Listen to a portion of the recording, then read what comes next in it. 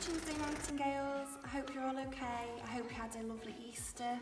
I'm sure it wasn't the one that you grown-ups imagined that you was going to have, but I know that we're experts at looking for those silver linings and making the most out of situations. So I hope that you had a wonderful time being creative, making memories, resting.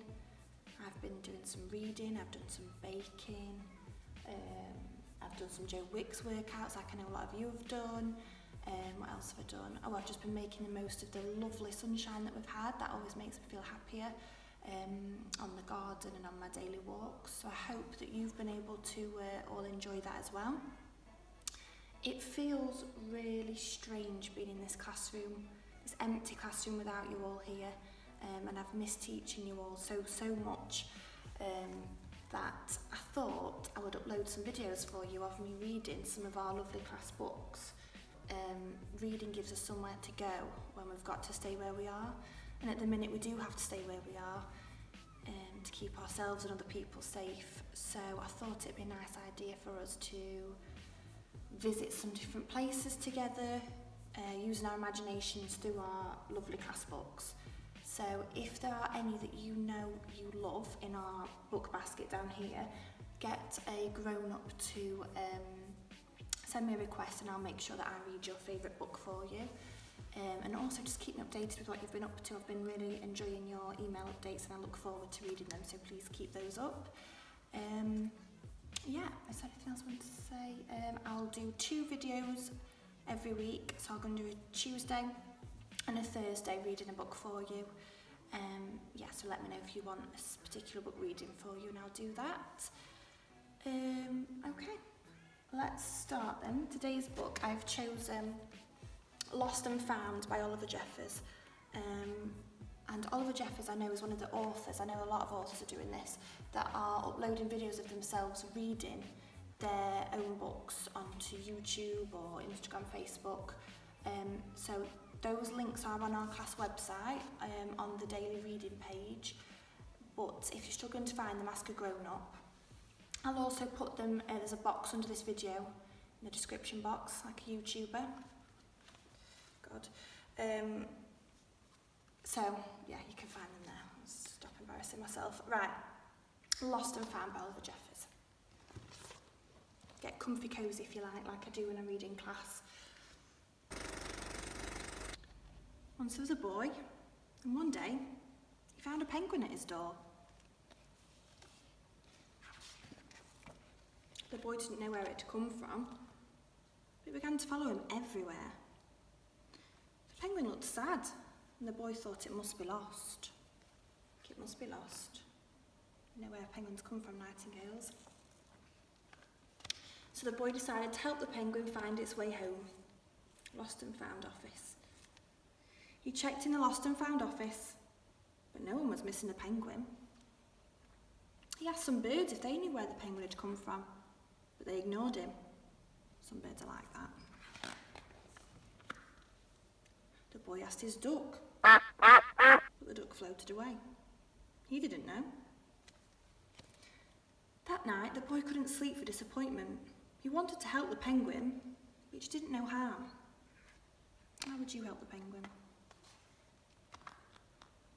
The next morning, he discovered that penguins come from the South Pole. I think we already knew that. But how could he get there? He ran down to the harbour and asked a big ship to take him to the South Pole. But his voice was much too small to be heard over the ship's horn. So together, he and the penguin would row to the South Pole. I'm not sure if that's a very good idea. The boy took his rowboat out of the cupboard and they tested it for size and strength. They packed everything they would need and together they pushed the rowboat out to sea. They rowed south for many days and nights, with the boy telling stories all the way. The penguin listened to everything that the boy said. They floated through good weather and bad, when the waves were as big as mountains. As big as mountains, that's one of our similes. Until they came to the South Pole. The boy was delighted. The penguin said nothing. Suddenly it looked sad again. as the boy helped it out of the boat. It says, "Welcome to South Pole." I wonder why the penguin's sad again. The boy said goodbye and floated away. As he looked back, the penguin looked sadder than ever. It felt strange to be on his own. A little bit like me in this classroom talking to a camera. It feels a bit strange. And the more he thought, the more he realised he was making a big mistake. The penguin wasn't lost. He was just lonely. Quickly, he turned the boat around and headed back to South Pole as fast as he could. As he's going that way, look which way the penguin's going. At last, he reached the pole again. Where was the penguin? The boy searched and searched. He was nowhere to be found. Sadly, the boy set off for home without the penguin. There was no point telling stories because there was no one to listen except the wind and the waves. But then the boy saw something in the water ahead of him. Closer and closer he got until he could see. Just in the distance here. Wonder what he's going to say. The penguin! Floating in a nice little umbrella. They run and give each other a lovely big hug. And so the boy and his friend went home together, talking of wonderful things all the way. That's a lovely book. It makes me think of times when I've made friends feel a little bit less lonely, or when I felt lonely and people have been kind to me. So I chose that book because I know that in this really strange, unusual time that we're going through, that a lot of people around the world are feeling quite lonely. And we've got to be a little bit more creative with how we let them know that we're there for them and cheer them up, because we can't go and give them a hug or go and see them. So ways that I've been doing it is I've sent some postcards to my friends, I've FaceTime messaged them to let them know I'm thinking of them, I've delivered some baking that I've made onto their doorsteps, just little things to let them know that I'm there for them in this strange time that we're all going through. And hopefully I've made you feel a little bit less lonely. I've tried to make you feel like we're all in this together in the classroom, because I know that I've missed that a lot. Yeah, and I know that you've been putting the beautiful rainbows in your windows and going to clap for carers at 8 o'clock.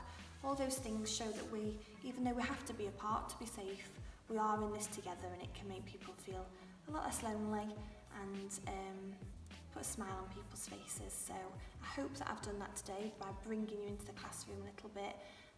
It's definitely cheered me up. I'd love to know how you've made people feel less lonely, or how someone's made you feel less lonely recently, or just what's been putting a smile on your face. The beautiful sunshine's been putting a smile on my face, and the clap for carers always makes me feel very happy and proud. Yeah, so I hope you enjoyed it. Thank you for listening. I will do another video on Thursday reading a different book. Let me know if you want a specific book, like I said. Yeah, take care, keep safe, and have a lovely day. Be kind. See you soon.